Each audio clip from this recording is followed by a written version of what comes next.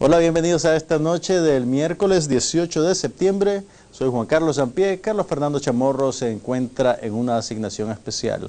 Hoy hablaremos sobre el efecto de la lluvia sobre la ciudad de Managua y qué problemas de seguridad y ambientales acarrea, con Salvador Montenegro, del Centro de Investigaciones de Recursos Acuáticos de la UNAM. También conversaremos sobre seguridad en las redes con enfoque de género, a propósito de un conversatorio que tendrá lugar mañana en el Instituto de Historia de Nicaragua y Centroamérica en la UCA. Pero antes, las notas del día. El Fondo Monetario Internacional le reconoció a Nicaragua un buen desempeño macroeconómico que le sirve de carta de presentación a la hora de negociar y firmar un nuevo acuerdo con esta institución. El jefe de misión, Shemek Gadeshka, expresó que el Fondo Monetario puede aconsejar a Nicaragua sobre sus políticas económicas desde el punto de vista técnico, pero que le corresponde a el gobierno definir el tipo de relación y cooperación que quiere mantener con el Fondo Monetario Internacional. Por su parte, el presidente del Banco Central, Alberto Guevara, no respondió a las interrogantes sobre si efectivamente el bono solidario, al pasarse al presupuesto de la República, saldrá de la recaudación de los impuestos o de las reservas internacionales del país. Guevara dijo que esa pregunta la respondería en su momento el ministro de Hacienda, Iván Acosta. Las casi 3 horas de lluvia el pasado lunes 16 de septiembre en la ciudad de Managua anegaron 49 barrios y provocaron daños en 351 viviendas, así como en parte de la infraestructura de la ciudad, en las paredes de cauces y puentes.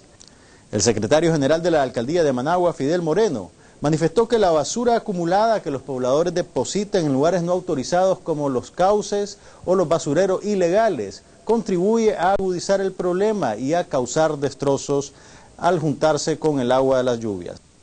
En México, en horas de la tarde de hoy, la Defensa Civil reportó más de 80 personas fallecidas en 10 estados del país, producto del paso de los fenómenos meteorológicos bautizados como Ingrid y Manuel. Medios informativos mexicanos hablan de más de 1 millón de personas afectadas. Uno de los estados más golpeados es Guerrero, en donde se encuentra la ciudad turística de Acapulco. La emergencia por las lluvias en varios estados de México aumenta con el paso de las horas. Además del medio centenar de víctimas mortales, las precipitaciones, inundaciones y deslizamientos de tierra dejan 39.000 personas desalojadas de sus viviendas en todo el país, de las cuales 23.000 fueron trasladadas a refugios temporales.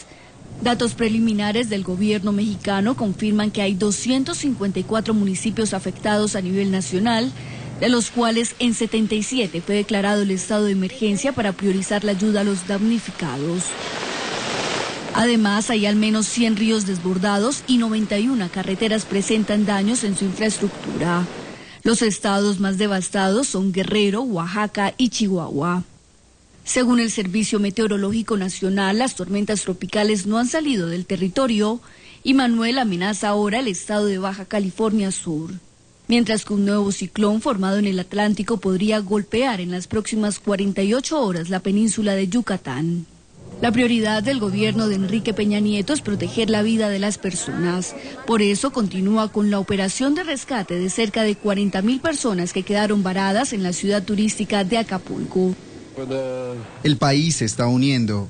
Veo todo el mundo unido para ayudar.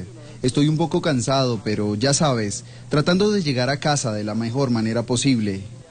Las autoridades habilitaron un puente aéreo para evacuar a la población afectada y para llevar víveres. Esa fue la información de NTN 24. Regresamos después de estos mensajes con Salvador Montenegro, del Centro de Investigaciones de Recursos Acuáticos de la UNAM, para conversar sobre los efectos de la lluvia en la ciudad de Managua y cuál es la raíz de todos nuestros problemas.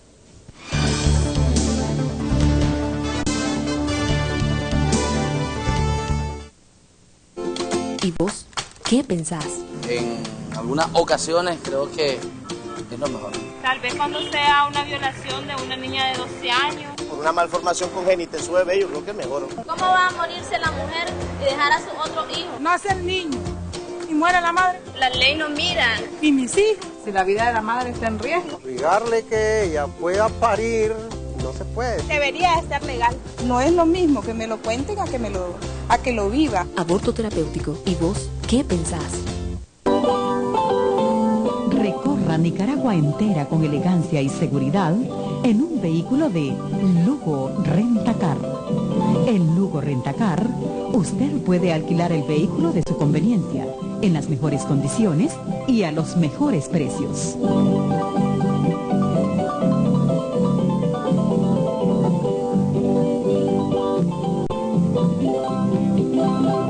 Hasta donde usted quiera llegar, Lugo Rentacar.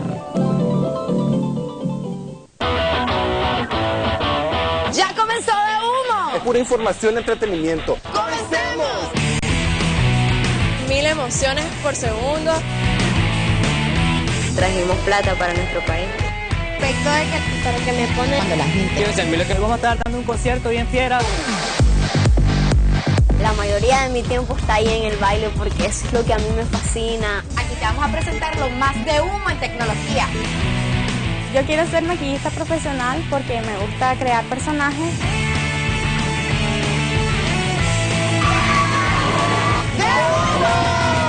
Todos los domingos a las 6 de la tarde por Canal 12.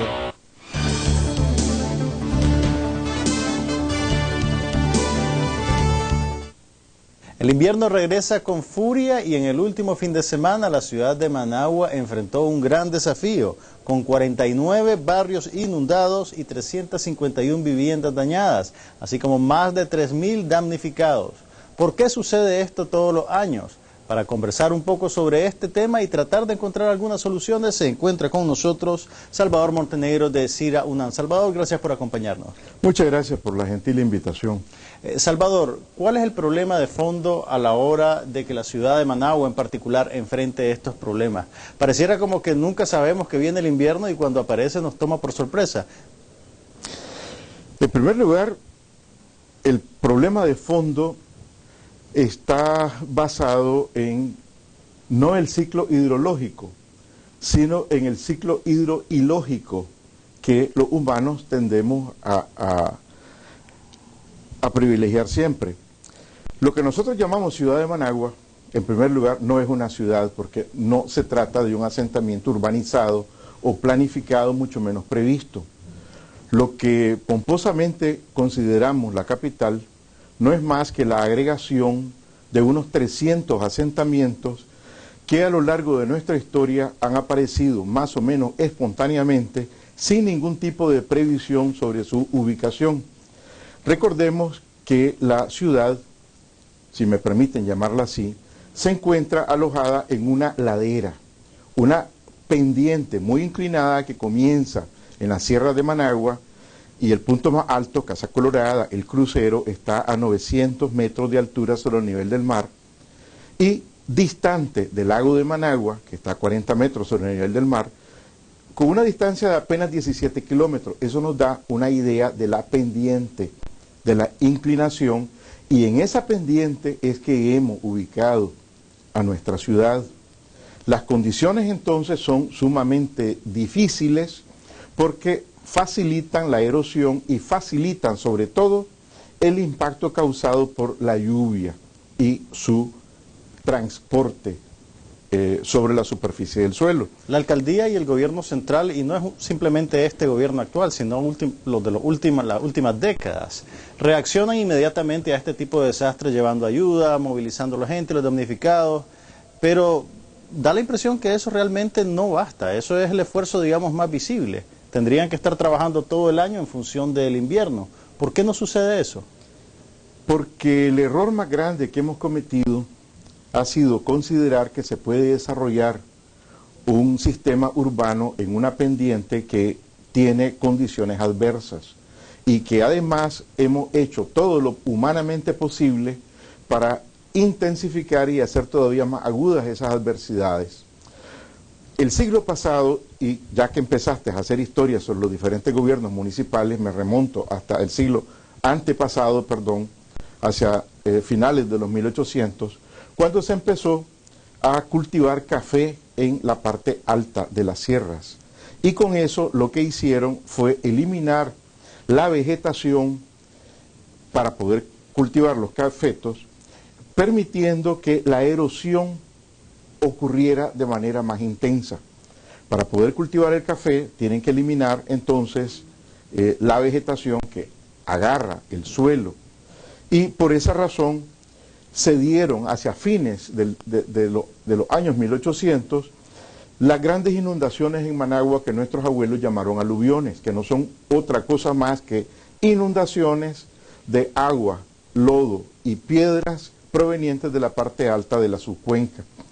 Estas desgracias que ocurrieron en ese tiempo, desafortunadamente, en lugar de animarlos a buscar cómo retener el suelo en las partes altas, hicieron todo lo contrario. Aprovecharon las zanjas o cárcavas que dejaron esas correntadas, buscando cómo revestirlas con concreto, con piedra cantera, para que el agua circulara más rápido. Los brillantes ingenieros de... Lo que aceleraría la erosión de la... Y que no hace otra cosa más que facilitar el rápido tránsito del agua donde está cayendo intensamente hacia la parte baja. Es decir, hicieron exactamente lo contrario que se necesitaba hacer, buscar cómo retener este agua que se precipita en toda la cuenca, pero sobre todo en la parte alta para evitar su desplazamiento y el arrastre de esos sedimentos. Eso ha pasado durante más de un siglo y no creo que vaya a cambiar de un día para otro. ¿Qué se puede hacer a mediano o corto plazo para mejorar la situación o aliviar ese problema? Regresar al punto inicial y buscar cómo corregir los errores donde no se corrigieron. Un esfuerzo grande se hizo durante la administración del ingeniero Dionisio Marenco, reconociendo el problema que vivía Managua, pero desafortunadamente el gobierno municipal del ingeniero Marenco no nos dejó un plan de gestión de la cuenca. Se hicieron esfuerzos, pero nunca se llegó hasta la parte operativa. Se sabe cuáles son aquellas áreas que son más lábiles, más vulnerables y donde se ha degradado el suelo por el arrastre de las corrientes. Managua mide aproximadamente 600 kilómetros cuadrados. En cada kilómetro cuadrado hay unas 100 hectáreas. Managua está produciendo entre 13 toneladas a 25 toneladas de lodo por cada hectárea. Si esto entonces ayuda a entender por qué cuando uno pasa en cualquiera de los cauces de Managua, que son aquellas cárcavas que fueron revestidas, y que continuamos profundizando el error de quererlas hacer más anchas o más profundo para que el agua circule más rápido. Eso puede servir en algunos sitios, pero la solución a la que nos estamos refiriendo es regresar a esas partes altas y construir un sistema de diques utilizando materiales naturales o donde los cambios han sido demasiado grandes, poner represas que puedan ayudar a detener esos suelos y esas aguas. Cuando el agua cae con una intensidad como la que vimos en los días pasados, hasta de 100 milímetros, que son 10 centímetros, cuando pensamos en 10 centímetros usualmente olvidamos que 10 centímetros multiplicado por los 600 kilómetros cuadrados de Managua constituyen una masa gigantesca de agua que por sus características naturales no se queda en el sitio donde cayó, sino que tiene que moverse, y la aceleración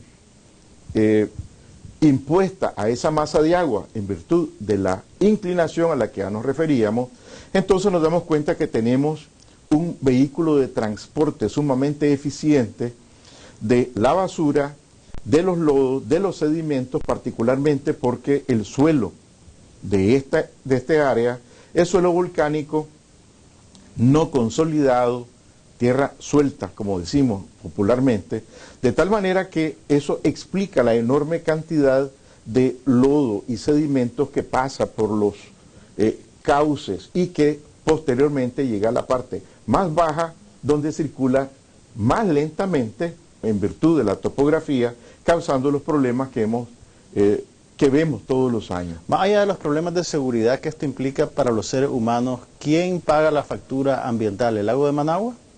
El lago de Managua desde hace muchos años está pagando esa factura, precisamente cuando uno viene volando hacia Managua, le llama la atención el color del lago.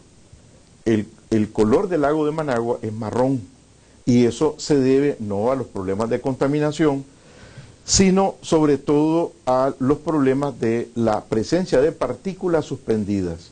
Muchos de estos sedimentos son arcillas, son partículas muy pequeñas que fácilmente se mantienen suspendidas en la columna de agua, particularmente porque el lago Solotlán comparte con el lago Cocibolca el destino de ser azotado por los vientos de manera constante. Un viento leve es suficiente para causar una turbulencia que resuspende las partículas que ya están presentes en el fondo del lago, de tal manera que el lago tiene la característica de ser opaco. Uno mete la mano en el agua y no se ve la punta de los dedos a 30 centímetros. Esto tiene un impacto importante desde el punto de vista ecológico, porque así como no nos vemos los dedos, tampoco la luz puede penetrar, y esto causa una modificación en el comportamiento ecológico del lago que ha variado sus características y su funcionamiento a lo largo de todos estos años. Nuestro lago ha sido modificado entonces en virtud, no solamente por todas las porquerías que ingresan desde los basureros a cielo abierto, que elegantemente llamamos cauces, y que no son otra cosa más que refugios temporales de la basura que esperan para ser arrastrados. No importa el mejor esfuerzo que pueda hacer la municipalidad, nunca pueden recoger todo lo que se deposita allí, o lo que se deposita en las áreas que drenan hacia esos cauces. Entonces, de una manera sumamente eficiente, la naturaleza recoge y transporta e impacta finalmente el cuerpo de agua. Desafortunadamente, el Solotlán se ha convertido en un basurero subacuático, y que, si bien los esfuerzos de controlar el aporte que tradicionalmente le daba el basurero de la Chureca, eso felizmente ha sido beneficiado por un cambio muy grande. Sin embargo, estamos hablando, repito, de un área muy extensa, 600 kilómetros cuadrados, donde se asienta esta gran cantidad de barrios, algunos elegantes, otros muchos menos, pero igualmente todos responsables de generar cantidades importantes de basura. ¿Tendría que ser más astringente la alcaldía a la hora de extender permisos para fundar urbanizaciones o permitir el surgimiento de asentamientos espontáneos? Y ahí, con ese punto, estamos llegando al punto de la planificación. No hemos hecho planificación, jamás decidimos hasta qué altura se permitiría permisos para urbanización, y vemos hoy que, llegando al crucero, existen urbanizaciones que modifican el uso del suelo. Por el simple hecho de construir una casa, el agua de lluvia está sufriendo un cambio en su destino, porque ya no tiene entonces la oportunidad de impactar en el suelo e infiltrarse, sino que forzosamente se estrella contra pavimento o contra techos o contra áreas cubiertas por concreto que son impermeables, y no hay infiltración, pero se aumenta la escorrentía. Y aquí entonces lo que tenemos que entender, que la escorrentía es el problema principal a resolver. ¿Cuánto está cayendo? Ya vimos 10 centímetros multiplicado por esta enorme cantidad de territorio, y mientras mayor sea el área que se impermeabiliza, entonces la infiltración es menor, lo que impacta entonces en la recarga de los acuíferos, porque si no hay infiltración, no hay agua subterránea.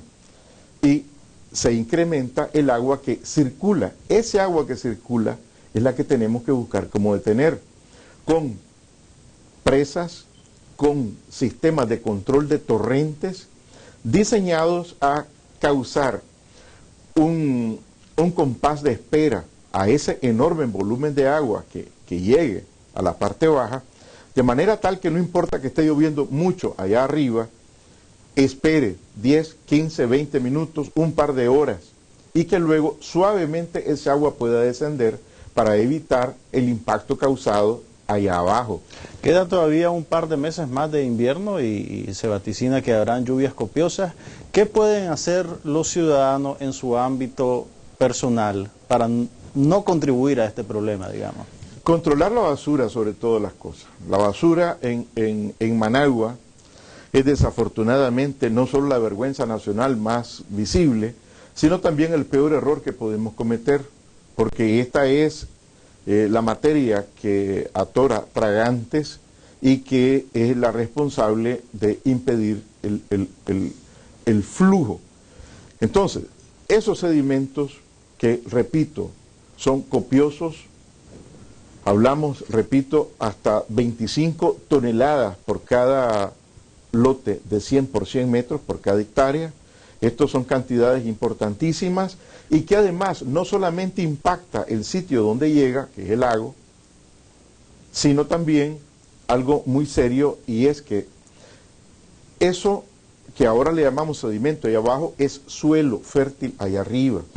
Entonces, ese cambio de uso del suelo hace que perdamos fertilidad en aquellos sitios destinados o que debían ser destinados para agricultura o para cultivo de vegetación arbustiva o forestal, de tal manera que tengamos una defensa provista por la naturaleza, restituyendo, ahora que hablamos tanto de restitución de derechos, restituyendo el derecho que tiene la naturaleza a funcionar como se espera que lo haga.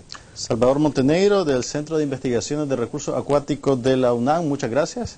Y ya saben entonces, ustedes pueden contribuir a hacer la solución de este problema, o al menos a no agravarlo.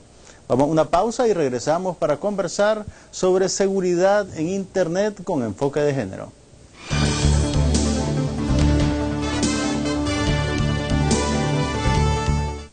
La Diabla, convertimos el más delicioso sabor de la carne asada nicaragüense agregándole productos de primera calidad. Pruebe La Diabla Especial, 100% filete de res, exquisito filete de pollo y nuestro inigualable cerdito asado. Pídalo a su hogar al 888-73500. Estamos en el kilómetro 12 de la carretera a Masaya. La Diabla Carne Asada Express, donde comer no es un pecado. Sustraer o retener los hijos a una madre legalmente encargada de su custodia es un delito y la Ley Integral contra la Violencia hacia las Mujeres lo castiga con penas que van de 2 a 4 años de prisión según su artículo 14. No te quedes callada, denuncia la violencia. Movimiento de Mujeres María Elena Cuadra. Confidencial, el diario digital de más rápido crecimiento. Todo lo que tiene que saber en un solo lugar. Noticias, análisis y entretenimiento. Conéctese a confidencial.com.ni.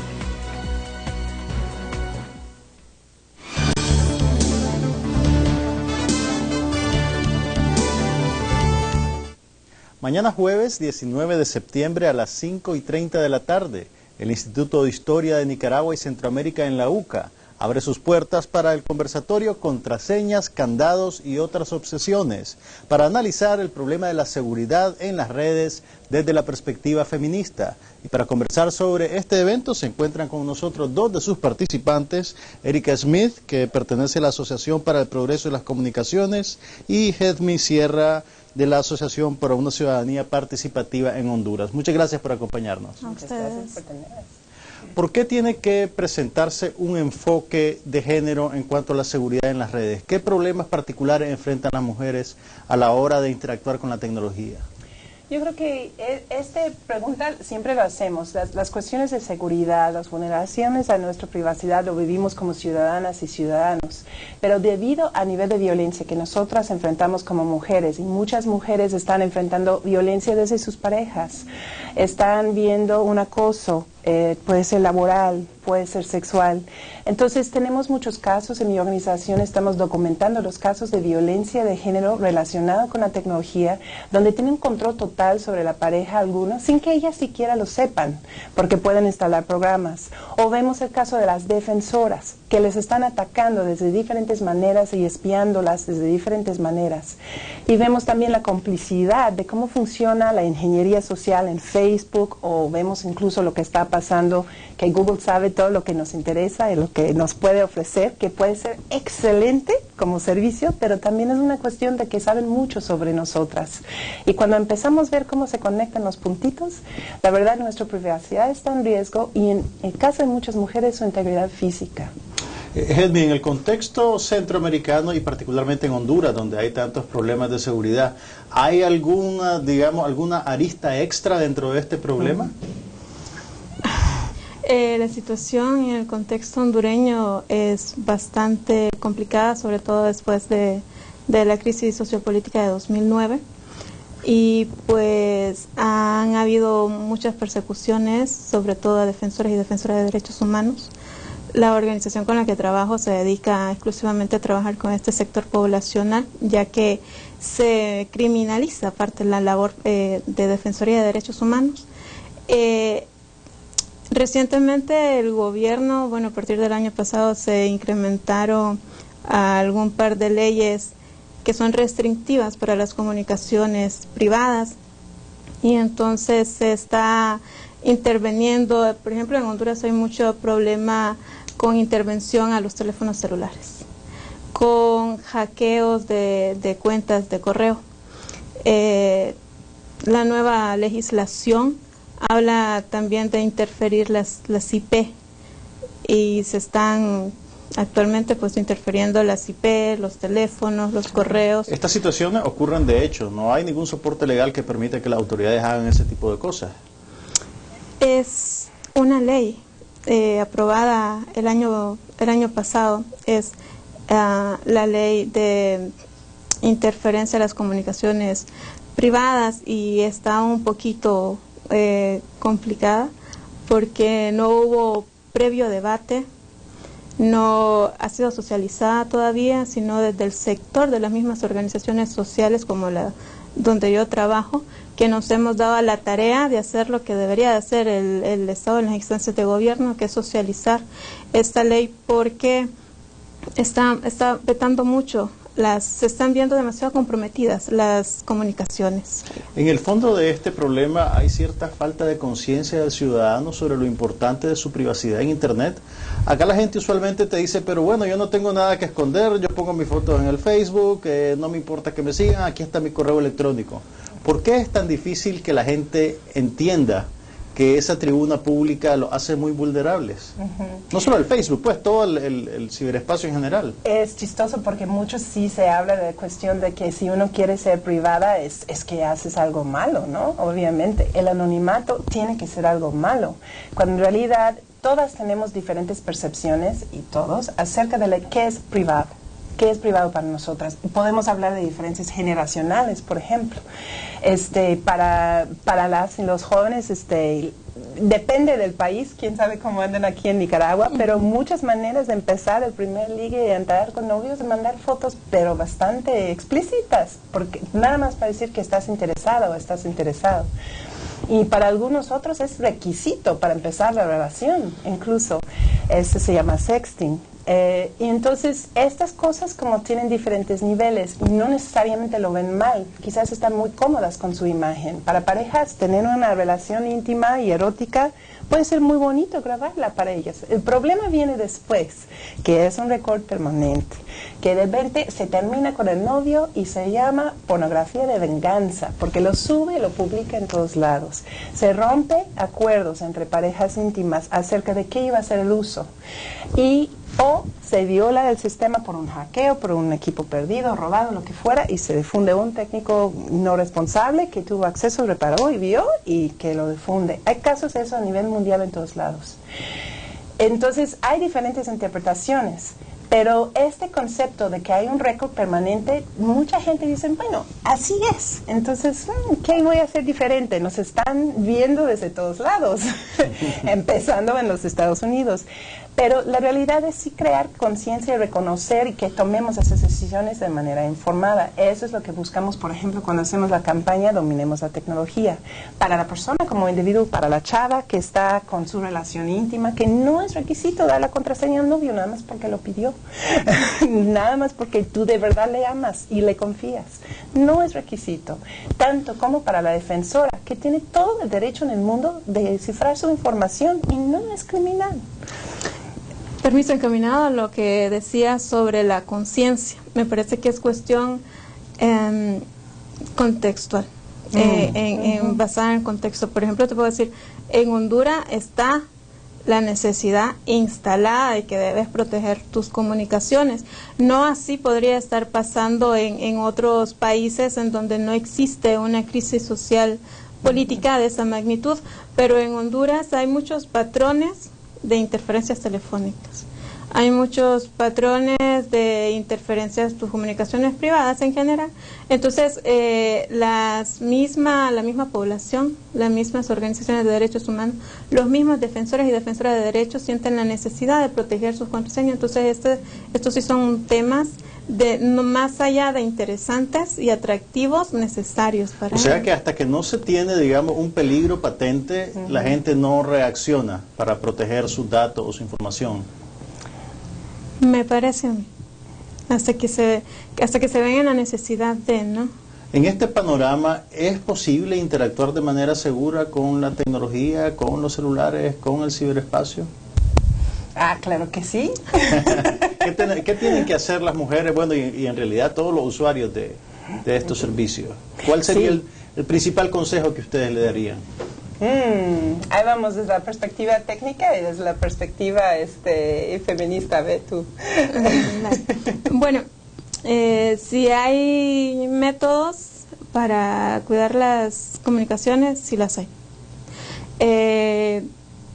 Más allá de ver todos los riesgos que hay en Internet y con el boom de las redes sociales y también con la incrementación de medidas para restringir las comunicaciones y vetar derechos legítimos como la libertad de expresión, es no satanizar la tecnología, sino amigarse con ella, empoderarse de ella, hacerla útil. Entonces sí hay mecanismos para métodos para poder hacer comunicaciones seguras vía Internet.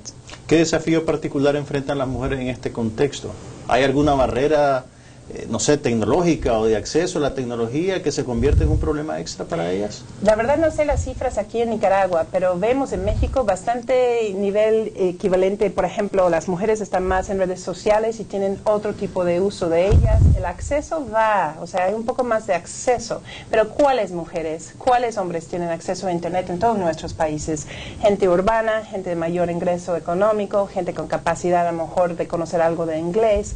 Entonces, esto tiene un impacto de que si no estás informada, si no estás pudiendo leer o entender todos esos términos y referencias, como que estás con un poco de desventaja. Y si no eres joven, no creciste así como lo que llaman la nativa digital, también quizás te cuesta un poco más de trabajo. Pero lo que han hecho todos esos servicios es hacer cosas muy amigables. Para mí es muy difícil, para mí entender las traducciones al español que hacen. A veces digo, ¿qué dice esto? Entonces eso me imagino es bastante difícil para alguien que habla nativo español y otros idiomas que existen. Pero yo creo que hay mucho estereotipo acerca de lo que pueden y no pueden hacer las mujeres con la tecnología desde que estemos en la escuela. Depende de los países. Aquí estamos al lado con una ingeniera en sistemas, entonces mis respetos. No quiero profundizar un estereotipo, pero yo creo que sí hay mucho menos mujeres en general en sistemas. Entonces eso es otro aspecto de cómo no necesariamente abordamos de la misma manera la tecnología.